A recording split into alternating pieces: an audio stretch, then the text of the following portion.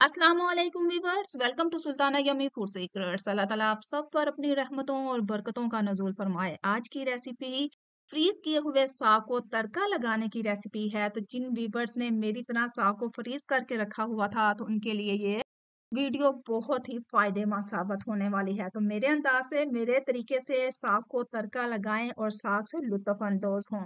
तो चलें बनाना स्टार्ट करते हैं साग की ये मजेदार सी रेसिपी। तो साग को तड़का लगाने के लिए यहाँ पे मैंने ऑलरेडी साग को और पालक को काट के उसे कुक करके पका के उसे ग्राइंड करके ना फ्रीज कर दिया हुआ था। तो आज मैं इसे यूज करने जा रही हूँ।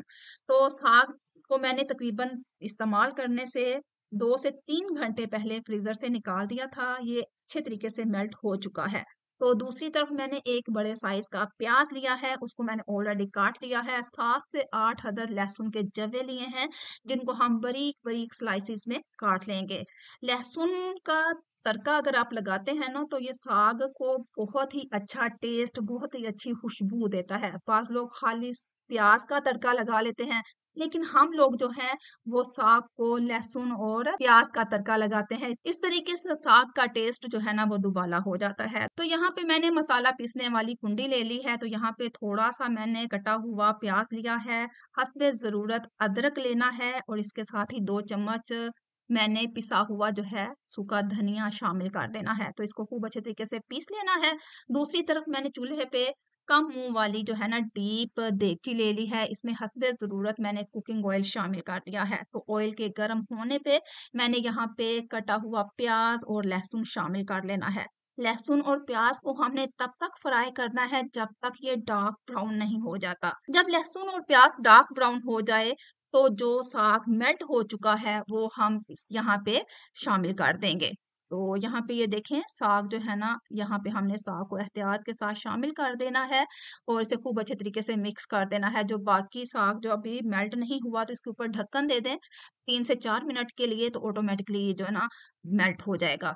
तो इसके बाद यहाँ पे मैंने 2 चम्मच जो है वो घियो का आटा लिया है, आम रूटीन में इस्तेमाल होने वाला। इसमें हस्बे जरूरत पानी शामिल किया और एक घोल तैयार कर लेना है इस तरीके से। जब साग में बॉयल आ जाए और साग अच्छे तरीके से मेल्ट हो जाए तो यहाँ पे ये जो मैंने घोल तैयार किया है आटे का तो वो यहाँ पे हम शामिल कर देंगे और तकरीबन 5 मिनट के लिए इसको मजीद कुक करेंगे। यहीं पे आपने हस्बे ज़रूरत जो है ना वो नमक शामिल कर लेना है। नमक मैंने पहले भी यूज़ किया था तो इस वक्त मुझे कम लगा तो इसमें 1 चम्मच मैंने मजीद ऐड कर दिया है।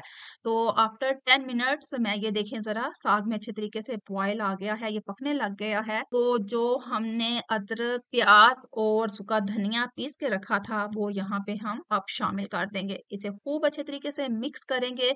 अच्छा, इसे इसमें अगर आपको गाढ़ापन लगे तो यहीं पे आपने पानी जो है ना वो शामिल कर दें और बिल्कुल लो फ्लेम पे आपने इसको ढांपते हुए कुक करना है 15 से 20 मिनट।